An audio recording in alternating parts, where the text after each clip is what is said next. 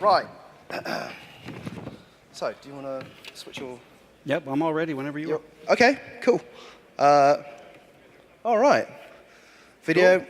Do we need to dim the lights or anything like that, or we're all good? Yeah. Can we dim the lights a little bit for the presentation, please?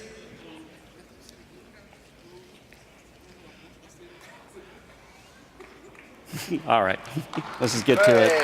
Excellent.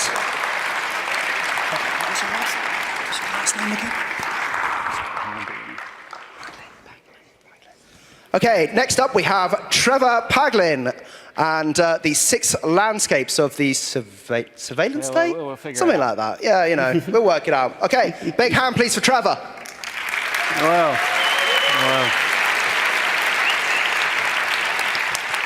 Thank you guys all so much for coming here. This is a fantastic honor to be here with you all.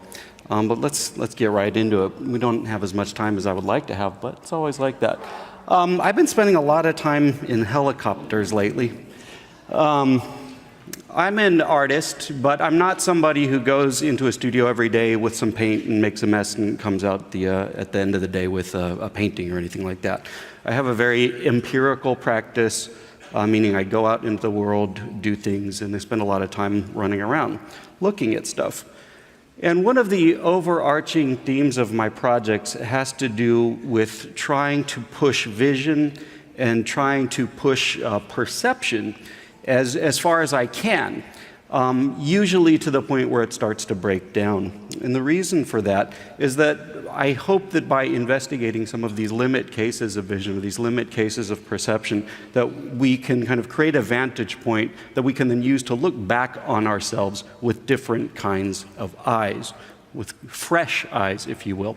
And for me, that's really what I want out of art. A lot of people want a lot of different things out of art. Some people want beauty. Some people want something nice that hangs on their sofa or whatever. What I want out of art is things that help us see the historical moment that we're living in. So that's what I want. And so for me, that's what this is sort of about. Today, I want to talk about secrecy. And I want to talk about how to go about trying to see secrecy. And this is something that I've spent a lot of time thinking about over the years. A lot of times people think about secrecy as what you get to know versus what you don't get to know. So secrecy is stuff that we don't get to know, and stuff that's not secret is stuff that we do get to know. And I think that way of thinking about secrecy is wrong. Right? I think in the first instance, secrecy is more about a way of doing things. It's a way of trying to organize human activities. And it has political aspects to it, it has economic aspects to it, it has legal aspects to it, it has cultural aspects to it. And it's a way of trying to do things whose goal is invisibility, silence, obscurity. And so in this first instance of what secrecy is, I would think about it as what we might call an abstract space, a kind of organizing logic. And I call it an abstract space because it doesn't actually exist, right? It's a conceptual thing. It's a way of trying to organize things. In that first instance, secrecy is very immaterial. However, in the real world, secrecy only exists insofar as its logic is applied to things in the world. In other words, the material stuff that everything in the world is made of. So in real life, secrecy is composed of infrastructures and institutions, things like the CIA or the NSA, economic institutions like the so-called black budget in the United States. It also is composed of social engineering institutions such as the security classification system, legal institutions such as the FISA court and the state secrets precedent in the United States, and so on and so on. So all of that is a way of trying to underline the fact that I don't think about secrecy as what you get to know versus what you don't get to know. I think about it instead as a kind of state within a state that operates according to a very, very different logic than what we would normally think of as a democratic state, and also as a series of material practices, things that happen in the world. So the question then is If secrecy is a way of organizing institutions and human activities in such a way as to try to render them silent, to render them invisible, how do we go about trying to see them, right? And sometimes when I talk about how do we go about trying to see secrecy, I use this metaphor from cosmology, the metaphor of dark matter, where we know that 97% of the universe is made out of dark matter and dark energy. It's stuff that we can't see, we can't directly detect, but we can infer its existence by the influence that it exerts on the visible universe, right? So it's something that we can only indirectly detect. And so in other words, by seeing that interaction of this invisible matter with the invisible matter, we can learn something about it. And I think perhaps something is true of secrecy as well. Because I think that secrecy is an inherently contradictory thing. It's a self-contradictory thing. And the reason for that is that this organizing logic of secrecy, as it has to take hold, as is articulated in the material world, it's never completely efficient. And in the first instance, the idea of secrecy is not efficient because if it's true that secrecy has to be made out of the same stuff that the rest of the world is made out of, stuff in the world tends to reflect light, right? It's visible, kind of fundamentally. And so we have this kind of originary contradiction in the idea of secrecy. So for example, if you're going to build a secret airplane, you can't build it in an invisible factory with ghost workers. You have to build it in a factory that looks like any kind of other factory. You have to build it with people that, do same kinds of things that any other person does. So secrecy is not efficient. It has this originary contradiction, and I think that that originary contradiction gives rise to all sorts of other kinds of contradictions. And so methodologically, what I'm trying to do often is find those contradictions. Where does that secret world intersect with something I can see? Where does it intersect with something that I can find? And using that methodology, trying to get a glimpse into the aspects of secrecy and the secret state that surrounds us all of the time, but that we really generally have not trained ourselves to see very well. So I want to talk about a series of these kinds of contradictions. One contradiction that has been enormously helpful to me has to do with logistics. Logistics is logistics. If you are going to, as the United States does, if you're going to operate, secret wars all over the world, and you're going to have, military bases in, nearly 200 countries and spying posts and spy satellites and this sort of thing, you need to have logistical infrastructures to support that, to, ferry people around, move things around, that sort of thing. A crucial part of any logistical infrastructure tends to involve airplanes, just because you have to fly people around, documents around, and so on and so forth. And so a number of years ago, this is something that I picked on up quite a lot. I was very interested in the CIA's extraordinary rendition program. This is their kidnapping and torture program that they were running all over the world. And one of the theories that this is a guy who I spent some time working with on this stuff. One of the ideas that I was working with an investigative journalist, and there was about a dozen people around the world from human rights groups, other journalists who were trying to figure this stuff out. And one of the ideas was that if you could track the movements of airplanes that were known to be involved in this program, then you could perhaps get an understanding of what the geography of this covert action looked like, right? We knew people were disappearing from all over the world. We didn't know where they were going. The CIA or the military would come out and say something like, oh, well, we caught Abu Zubaydah, for example. And then this guy wouldn't show up at Guantanamo Bay. And so if you thought about it, you thought, well, this guy has to be in the world somewhere. And because this guy has to be in the world somewhere, there's got to be some secret prisons out there. So that's what thing we were interested in. Now, the other kind of classic way that you organize logistics, if you're the Central Intelligence Agency or certain parts of the military, is that you create front companies. You create fake companies to do your logistics for you. And this is a very, very good idea for several reasons. First of all, it's a good idea because it keeps your name off of things. All right, so you can create a fake company that's doing stuff around the world. It doesn't ever say CIA or NSA or whatever it is anywhere in the paperwork that you have to file. So it's a very, very good idea in that sense. It's a very good idea in a second sense as well, which is that there is much more freedom of movement afforded to civilians than there is to the world's military. So for example, if you want to charter an airplane tomorrow and fly to Karachi, Pakistan, that's absolutely no problem. You have to pay overflight fees and some landing fees, but it's no big deal. If you're the military tomorrow and you fly a bunch of planes into Karachi, you just started a war. So creating fake companies is a great idea for freedom of movement as well. The problem is, with creating fake companies, is that you have to file all the same kinds of paperwork that any other company in the world has to file. And the aviation industry is a highly regulated industry. You generate an enormous paper trail. And so the theory was, if we can identify what airplane companies we think are involved in this program, we might be able to track them somehow and learn something about the geography of this program. So we're thinking about what are all the things that I would want to be able to do if I was a front company working for the CIA flying all over the world. And one of the things that we thought of was, well, what I'd want to be able to do is land at military air bases anywhere I wanted in the world.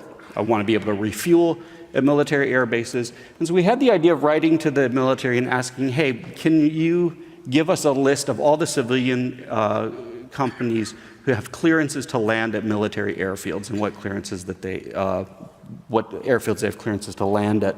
So you get this document right here. This is an older version of something called the CALP. And it basically is a list of companies who are allowed to land at military airfields and which ones they can do that at. So on this list, you'll find things like Alaska Airlines, UPS, DHL, mostly companies that do logistics also for the military. But when you start to get in the guts of and the vast majority of these only have clearances to land in CONUS, that means continental United States. But when you get further into this document, some weird things emerge. You start to find companies like this, Stevens Express Leasing, who has a worldwide clearance. They can land at any military airfield they want.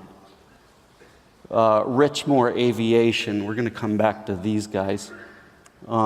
Rapid Air Trans, all of these have worldwide clearances, these very strange companies. Path Corporation, Premier Executive Transport Services. Anyway, there's varying degrees of what goes on with these companies. Richmore Aviation has some actual places. I got real interested in this company though here, Premier Executive Transport Services, who I pulled the paperwork from the FAA on file, and it turns out they have an address. Premier Executive Transport Services, 339 Washington Street, Suite 202, Dedham, Massachusetts. In this building right here, they're located on the second floor. The sign outside says Hill and Plakius Attorneys. These are a couple of divorce lawyers outside of Boston.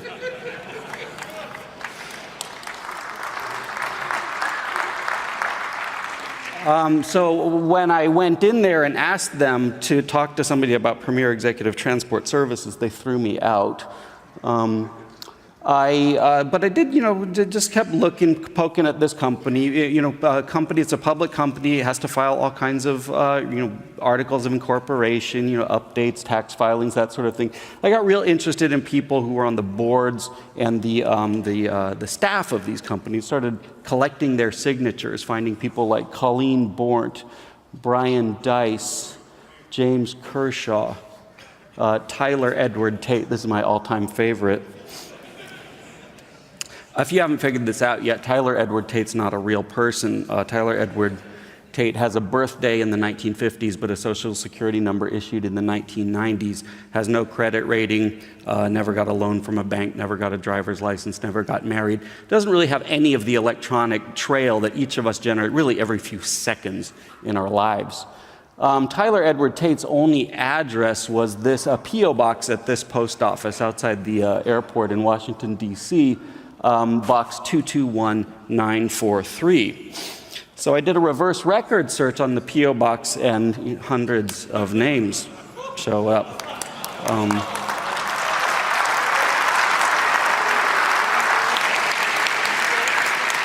And these are ghosts, right? All of these names are people who don't exist, and they don't exist because they're in the business of disappearing other people.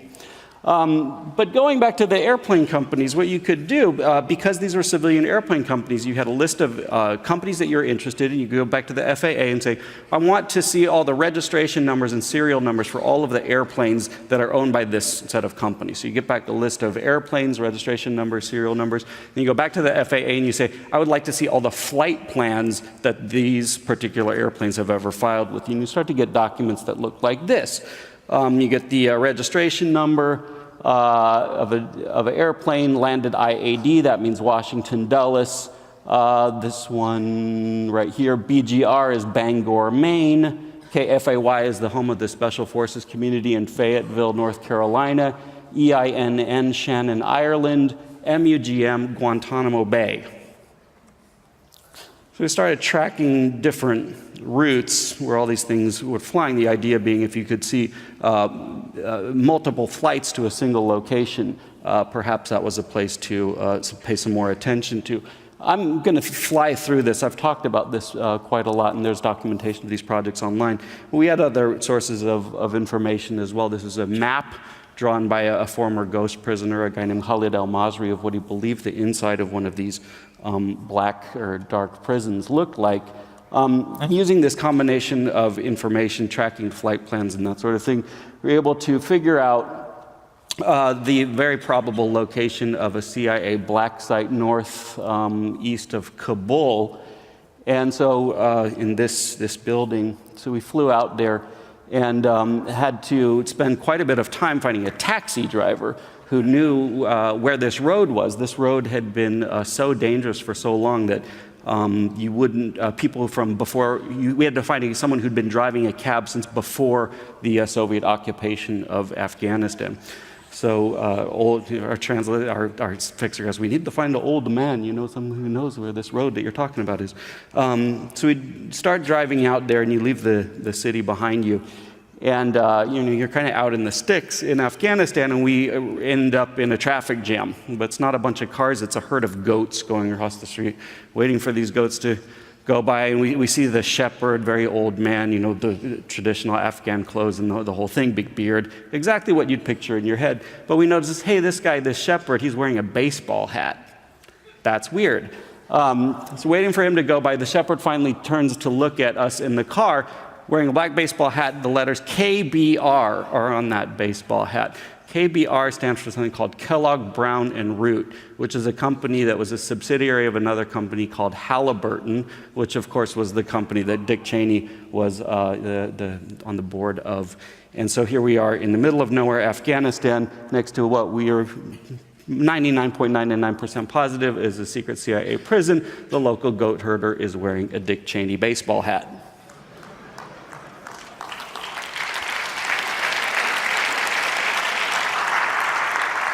This is another black site also in Kabul.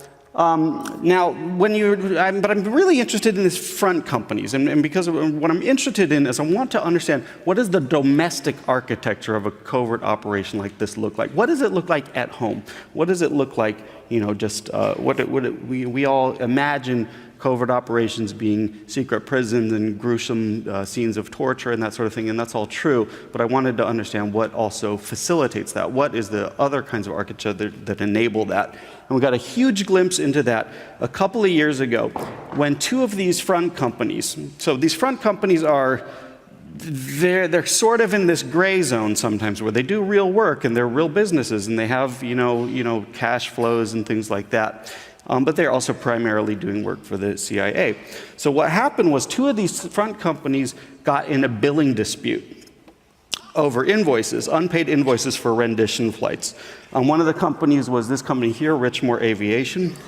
The other company was a company called Sports Flight Airways, and this is a company that organizes charter airplanes for sports teams and the CIA. I'm not making this up. So anyway, this lawsuit, because both of the companies were located in New York, the lawsuit ended up going down in the district court in a small court in New York. And nobody noticed that this thing had happened for like 3 years, including the CIA, who didn't bother. Nobody, noticed that this lawsuit was happening, so nobody invoked the state secrets privilege. Nobody got it thrown out of court. So it's this crazy thing that happened. So there ended up being depositions and evidentiary findings and that sort of thing. Just thousands of documents were generated. And these people at the human rights group Reprieve in the UK got their hands on this stuff, and I got it from them. And in these documents, you find invoices for rendition flights. This is a flight Washington, Guantanamo Bay, Bucharest, Rabat. Without the bill is $165,000 something.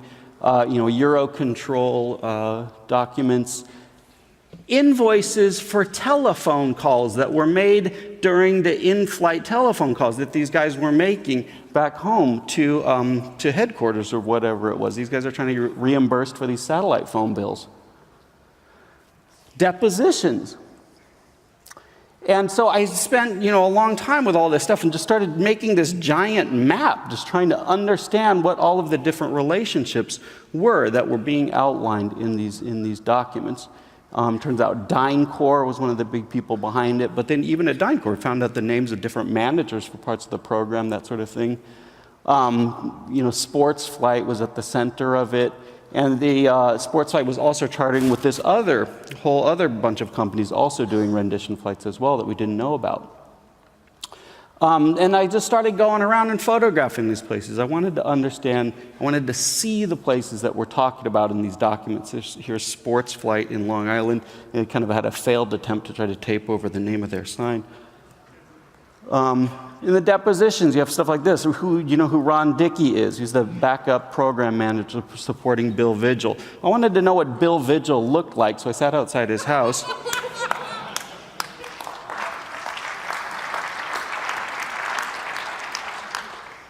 Here's Ron Dickey. Yeah, they're talking about another company called International Group or something in Horseheads, New York, U.S. Aviation, blah, blah, blah, Prime Jet in California. Just wanted to see where these places were.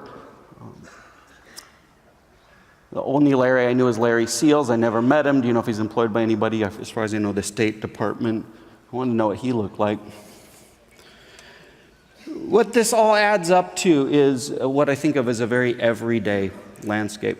So we're looking at an incredibly secret, incredibly, in my opinion, evil covert operation. And what does it look like? It doesn't look like anything. It looks like the rest of the world that's around us all of the time. And for me, there's something actually quite terrifying about that.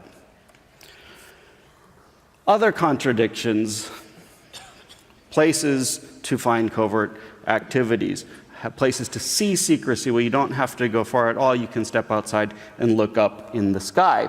And there's many ways that I do that. I've spent a lot of time out in Nevada. All of the drones pretty much in the world are flown by pilots based in Nevada, northwest of Las Vegas. You drive about an hour out into the desert, and there's a little Air Force base out in the desert called Creech Air Force Base. And you kind of even have to know that it's there. And what you do is you go out there, you park your car, and you just look up at the sky. You look up at the sky, and it takes a minute or so for your eyes to adjust, and then you realize there's all of these little things that look like insects flying around, and what it is you're seeing drones. And so I've spent a lot of time out there just photographing the sky, usually generally early in the morning. So you have these big skyscapes, and then when you look a little bit closer, you find these little, guys in there that don't belong. A few months ago, I saw something very remarkable out there. This is something I'm not sure anybody's ever seen one of these just flying around before. This, I'm pretty sure this is one of these RQ-170 Sentinel drones. And it's the weirdest sound. It sounds like a TIE fighter or something like that when it's flying by.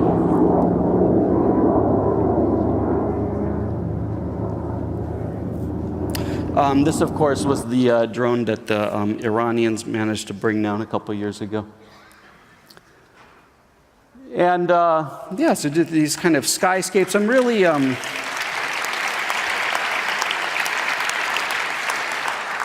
But when I'm looking at this stuff, I'm not just looking to see like there's a drone. I'm trying to understand what does it kind of look like historically. And I'm thinking about what kind of images do these kinds of things perhaps rhyme with throughout the history of images. I spend way too much time thinking about Turner, and this is Turner's painting An Angel in the Sun from the mid-19th century. And I was trying to think about, well, what does that look like now? Perhaps it looks like the Reaper in the sun. And of course you can't see the Reaper in here because it's like really that big on a giant print. I also spent a lot of time looking at the night sky, and particularly what I'm looking for and what I'm doing is tracking satellites and tracking classified satellites, tracking objects in the sky that aren't there, as it were, for political reasons, for all the secret things in the sky. And it turns out, we're on this theme of contradictions, right? That secret stuff is made out of the same stuff that everything else in the world is made out of, and the same is true of some of the most, classified machines in the world, which are above our heads in the night sky. They all have to obey Kepler's laws of planetary motion. So if you put something in orbit around the Earth, and you can get a couple of good observations of it, you can very, very accurately model its orbit, and you can predict where it will be to a high degree of accuracy. And there's a group of amateur astronomers around the world, about a dozen guys who are really good at this, who this is what they do every night. They go out with binoculars and telescopes and that sort of thing and measure the locations of reconnaissance spacecraft. And so you get numbers like this. This is called a TLE, or a two-line element. It's a series of numbers that describe the orbit of a spacecraft. And you can go and, there's various software applications where you can kind of plug your TLE file into basically a sky chart, and you can predict where something will be in the sky. Once you predict where it will be in the sky, you can go out and try to photograph these things. Now, this is a lot easier said than done. You're trying to photograph a little tiny point of light. This is a photograph of a system that, thanks to Ed Snowden, we know is called a keyhole enhanced crystal system. This is basically like an evil twin of the Hubble Space Telescope that's pointed down at Earth. And there's a whole bunch of these things. And what you're seeing here, that line in the middle of the image, is the spacecraft moving through the frame over the course of a long exposure. And the reason this is so orange is that you're seeing, this is shot from the city, so you're seeing the street lights and noise pollution bouncing off low clouds. You see strange things in the sky. This is an image of a spacecraft called Pan that was launched a few years ago, PAN. And it was launched into a geostationary orbit. It's an orbit that looks like this, very, very far away, so it basically orbits around the Earth at the same rate that the Earth itself is rotating. And Pan was very, very strange for a couple of reasons. Right here, it's this little dot, obviously. I had to actually fly to South Africa to take this picture because Pan's over the Indian Ocean.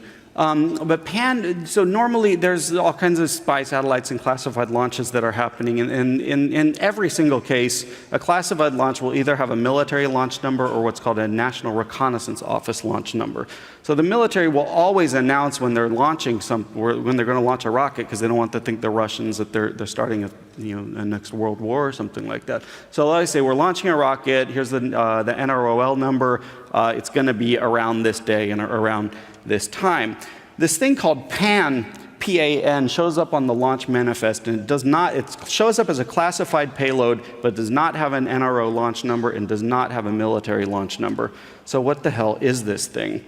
There's a patch for it, says PAN Palladium at night, but word on the street was that PAN just stood for pick a name. And the patch has this rocket going off, and you see very faintly in the smoke below the rocket, you see this question mark.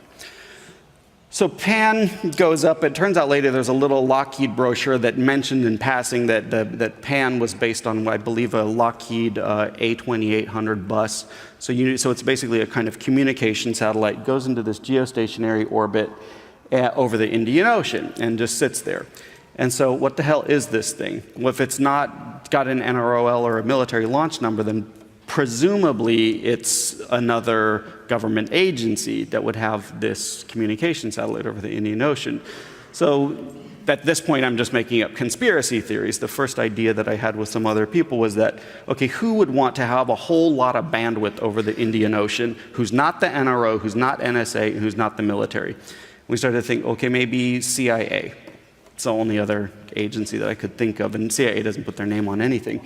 So we thought, okay, why would the CIA want to have like a whole lot of bandwidth over the Indian Ocean? The first thing you might think of is maybe they want to talk to their guys around the world. But that's way overkill to have a dedicated communication satellite to do that. So the second thought was thinking about, well, actually, let's think about what's going on here, because there's two drone wars. There's the military one that places it, in kind of active battlefields like Iraq and Afghanistan and so on. But all of the drones assassinations that are going on in places like Pakistan, Yemen, and so forth are run by the CIA. And the CIA would definitely want to have a lot of bandwidth to fly those things. The bandwidth on this spacecraft could, I think, do 40 simultaneous drone missions, something like that. So that was one theory, but that theory got a little bit more complicated, because what Pan started doing was moving around the geostationary belt and parking itself within clusters of other communication satellites, which is highly, highly unusual behavior, because this burns up a lot of fuel and it dramatically reduces the usable lifetime of your spacecraft. So what is Pan? I don't know. Nobody knows. I mean, who knows what the hell this thing is?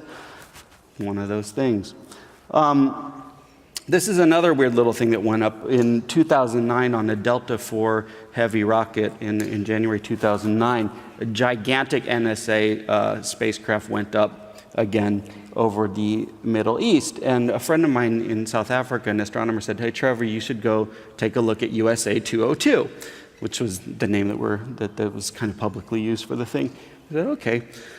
So I was out in the Eastern Hemisphere, a place where I could see this thing, and I took this photograph. And USA 202 is this thing right here, this really, really bright light. This is apparently one of the biggest, heaviest, most expensive spacecraft that the NSA and NRO have ever made. Supposedly, it has a giant antenna about the size of a football field, a big umbrella-shaped antenna. And I wrote back to my friend and said, yeah, I saw it, it's got this picture of it. He's like, no, you're not even paying attention to what you're looking at, are you? And I was like, what are you talking about? He was like, well, did you notice what it's next to?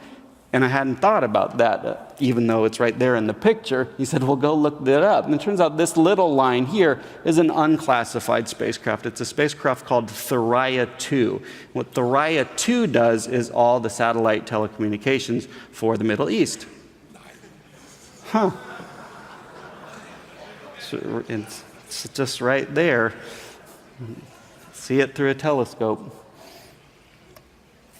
Anyway, there's other kinds of images like this too. I have some fun with this. Every photographer has to have their version of Yosemite. So my version of Yosemite is photographing Yosemite, and we've got one of these enhanced crystal spacecraft in the sky photographing me photographing Yosemite.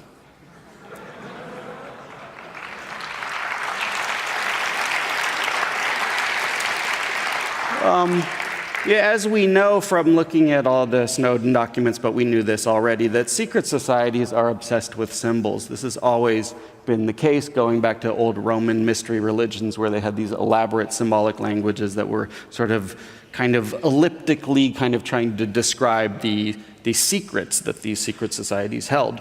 Well, the same turns out to be true for parts of the military and the intelligence community as well. And you often find that in the form of patches that people wear on their uniforms. And it turns out that there's all these black projects in the military and intelligence community, and they make uniform patches for them.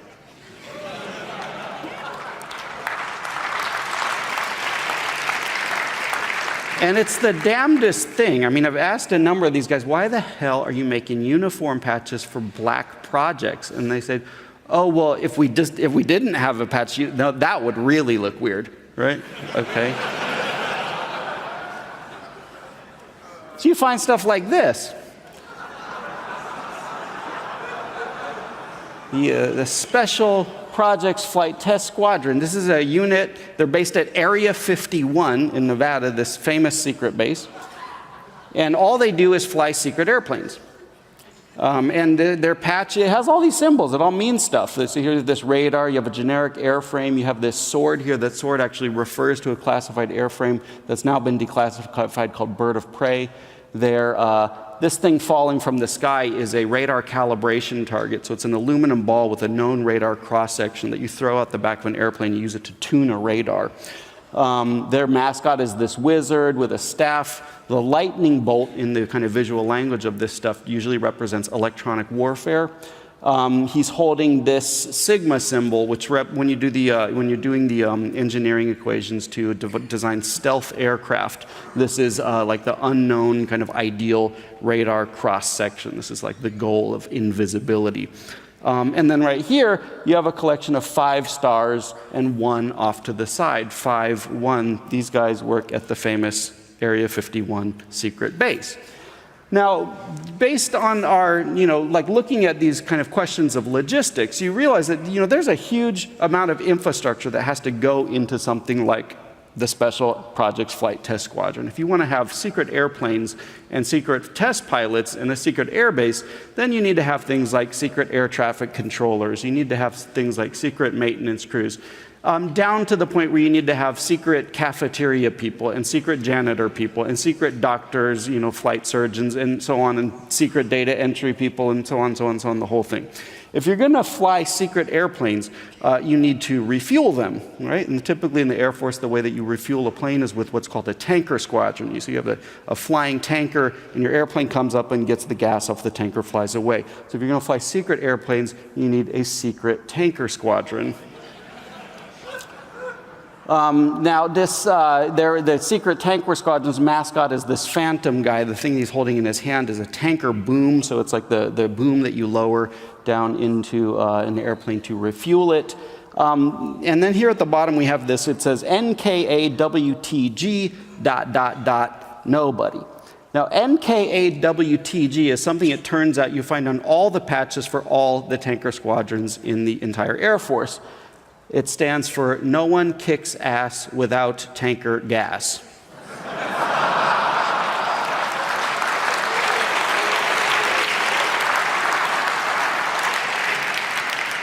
You quickly start to build a whole world when you're building secret airplanes. This blew my mind when I found out about this. Somebody sent me this crap. So it turns out you have all these secret units, the special projects guys and the secret flight tanker squadron guys. They all have football teams for their squadrons. And they all play against the other secret squadrons in the secret football league.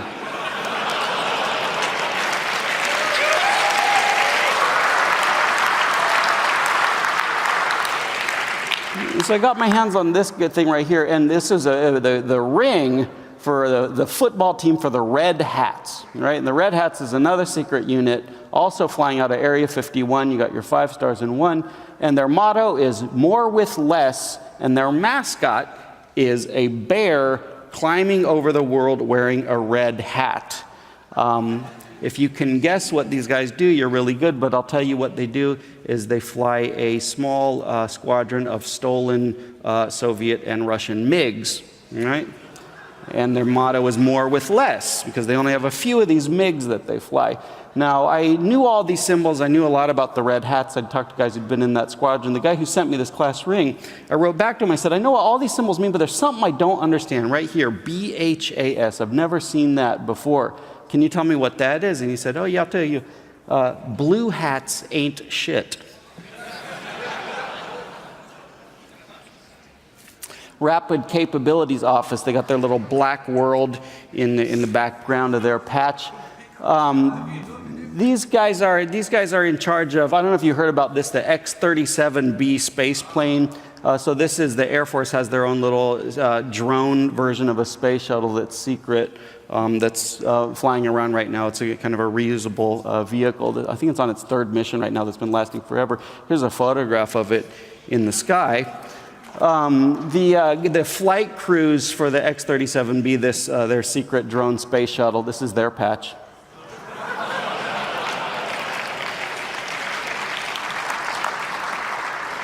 And they're all organized by, they're all working under this Rapid Capabilities Office. The Rapid Capabilities Office down here, their little slogan is doing God's work with other people's money.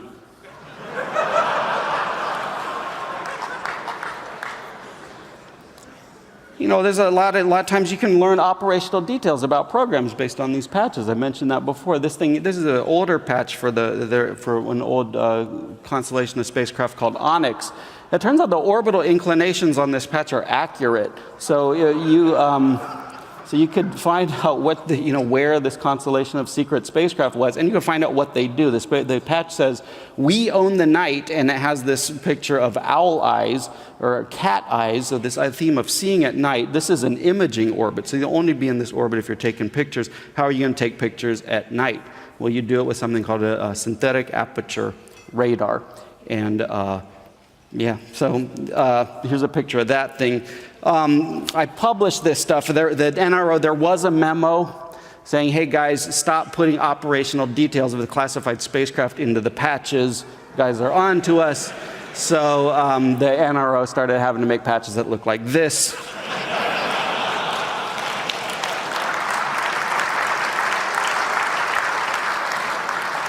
This is this launched a couple weeks ago. This is for the second generation of the synthetic aperture imaging spacecraft. This one's called Topaz.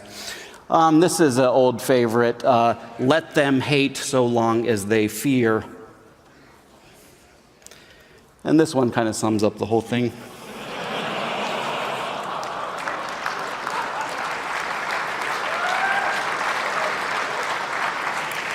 This is for one of these spy satellites that suck up, one of these NSA things. Classic in the genre. Don't ask, none of your fucking business.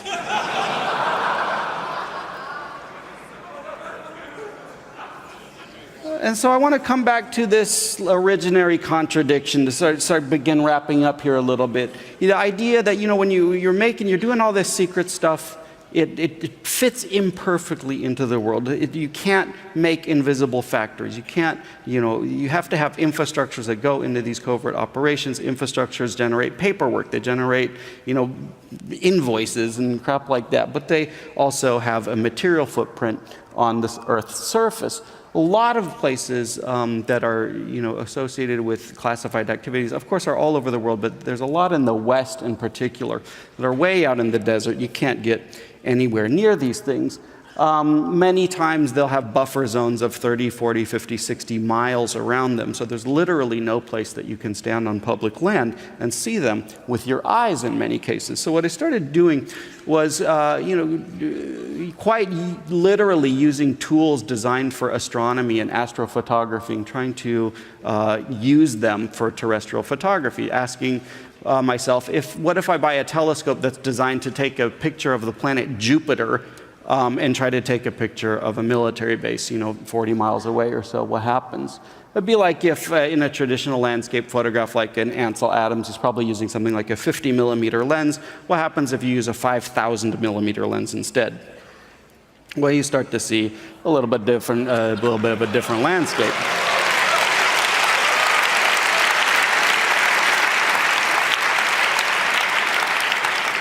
And these are what some of these images look like. This is, the Area 51 that's come up a couple of times here. This is the big data center that the NSA is finishing up in Utah that keeps blowing up. But this is what this thing is.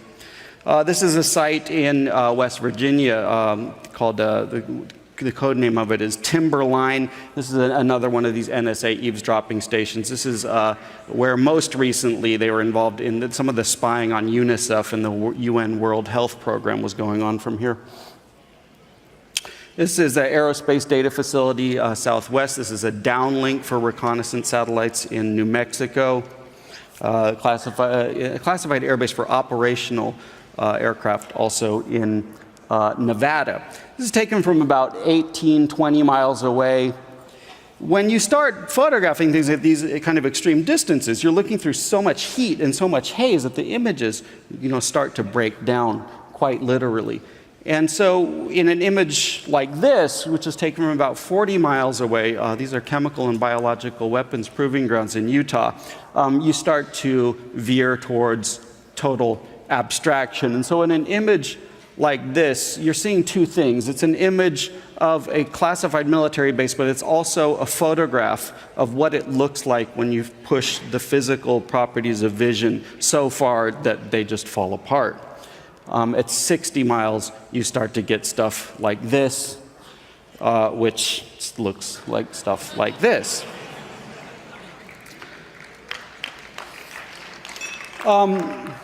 So just kind of conclude a couple of thoughts. The world is constantly changing.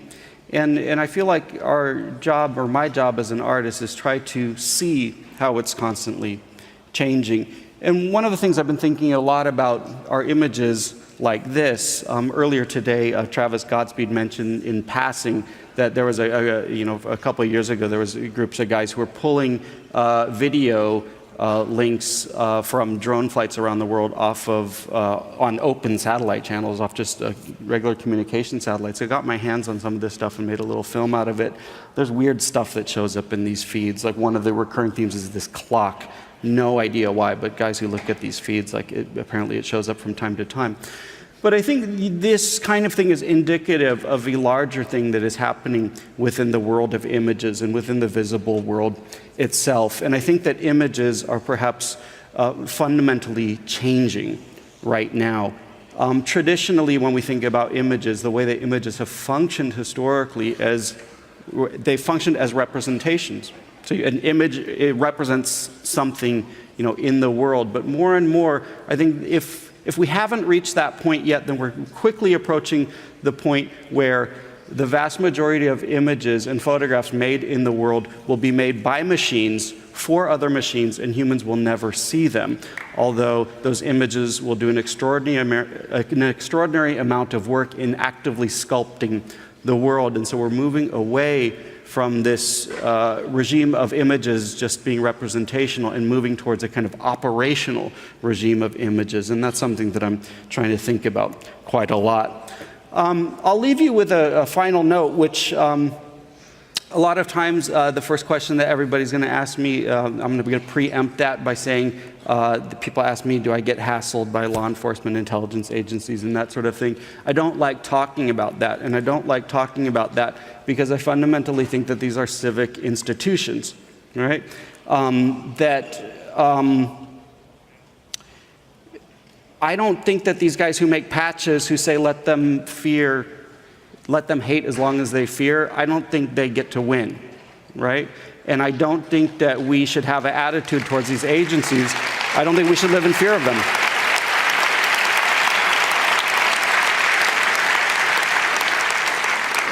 And so this is why I speak about these projects in the way that I do. I'm making fun of them. I laugh about them because I don't think that we're going to do very well for ourselves if we participate in the culture of fear that we have towards our own civic institutions, which is ultimately what these things are.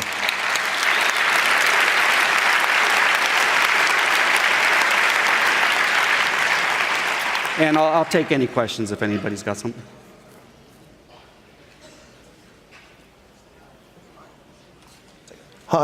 Hi there. Right, if you've got questions, can you line up behind the microphones in the aisles? Do we have any questions from the internet? Yes, we do. Go ahead while we line them up here.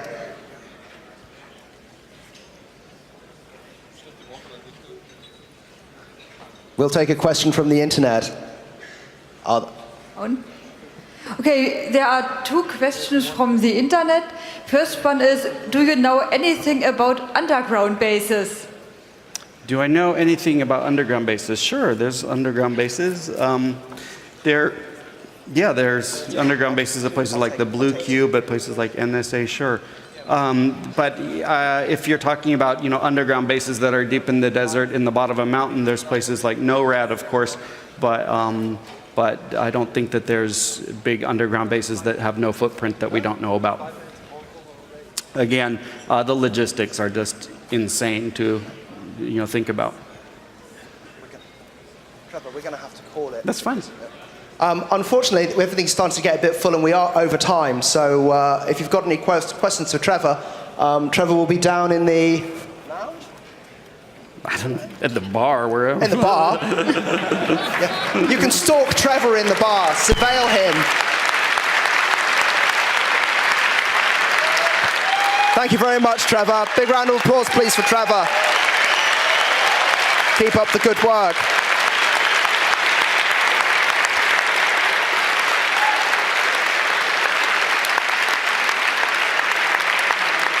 What? No.